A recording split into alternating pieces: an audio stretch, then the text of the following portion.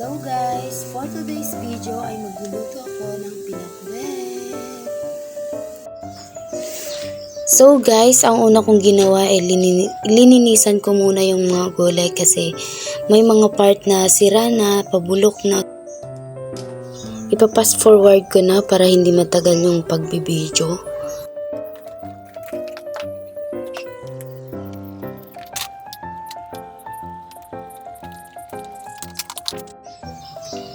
After kong tinanggalan ng mga kaanik-anika ng gulay, ay hinugasan ko naman para mas sigurado siyang mas malinis na kakainin.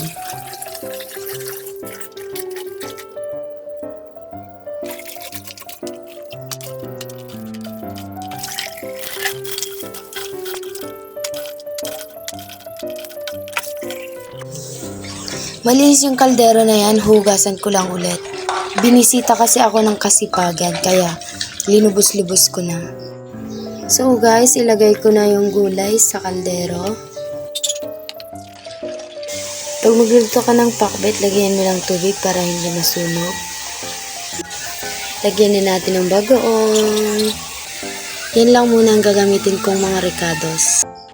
Hugasan ko to kasi nahulog ko kanina yan.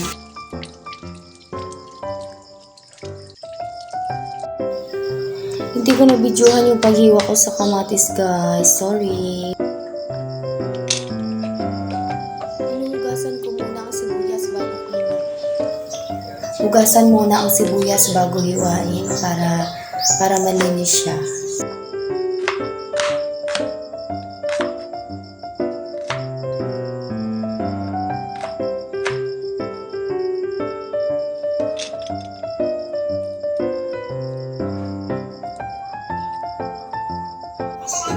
Lagyan ko na ng mantika, konti lang.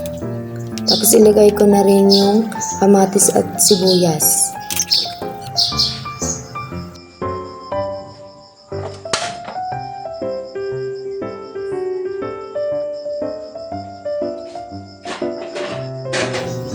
Takpan para mas mabilis maluto.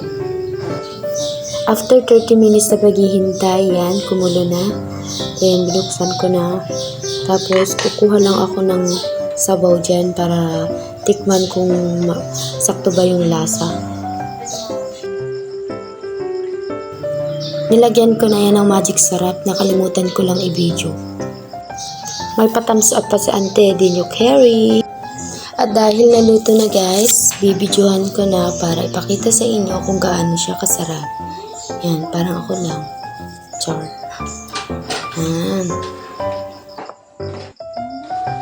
So yan guys, dahil Pilipino tayo, mag-isa lang akong nagluto dyan. Tapos nung oras ng kainan, marami na kami.